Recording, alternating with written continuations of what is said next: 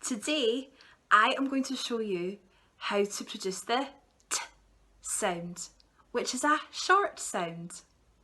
To make the t sound, we lift the tip of our tongue up to behind our front teeth.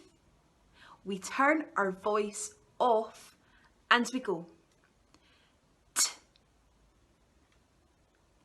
t.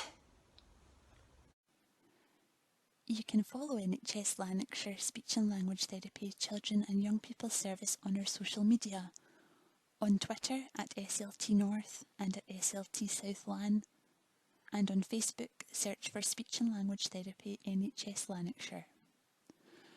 You can contact us via our email address sltinquiry@lanarkshire.scot.nhs.uk or phone our helpline number on 01698 687 606.